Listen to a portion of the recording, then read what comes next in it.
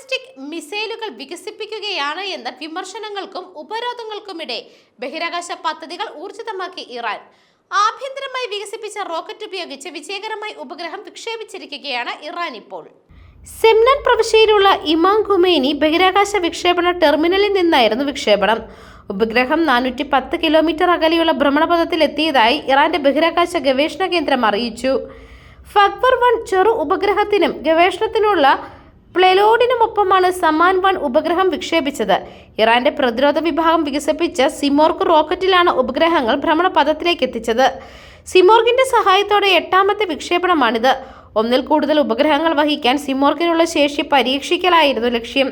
നിരവധി തവണ സിമോർഗ് വിക്ഷേപണം പരാജയപ്പെട്ട ശേഷമാണ് ഇറാൻ പുതിയ നേട്ടം കൈവരിക്കുന്നത്. ഇസ്രായേൽ ഗസ ആക്രമണം രൂക്ഷമാക്കുകയും ലെബനാനിൽ വെടിനിർത്തൽ ചട്ടം ലംഘിക്കുകയും ചെയ്തതിന്റെ പശ്ചാത്തലത്തിലാണ് ഉപഗ്രഹ വിക്ഷേപണം. UN പ്രമേയം ലംഘിച്ചാണ് ഇറാന്റെ ഉപഗ്രഹ വിക്ഷേപണ പദ്ധതികളെന്ന് US ആരോപിച്ചിരുന്നു. News desk മെഗ്നവിഷൻ.